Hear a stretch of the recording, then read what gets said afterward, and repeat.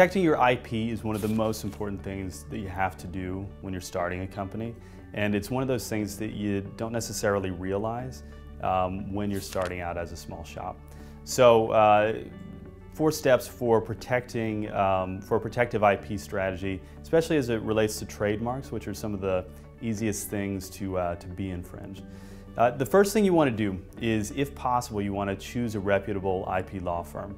Now, that can immediately trigger dollar signs in a lot of people's eyes, which is completely understandable. But if you can do it, if you can choose a reputable firm, then just having that name alone will solve so many of your disputes down the road. The second thing you can do is budget for IP legal expenses. A lot of startups don't set aside protection of their intellectual property. They might have a legal budget, but it's underfunded for what's necessary for protecting your IP. The third thing is you need to always search for existing trademarks.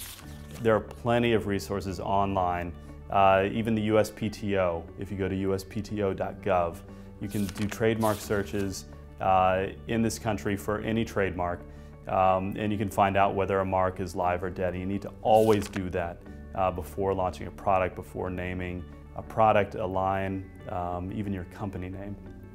Finally, I would say you want to file for trademarks or intent to use marks in countries where you operate. So if you operate in Europe, then file there. If you operate just in the US, file there. But you want to do that filing. You see it so often, a larger company can step on a startup and really overtake their mark if the filing is not there. But if you have a registration, if you have a filing with the government, you've got a much better chance at that company backing down when you call out any potential infringement.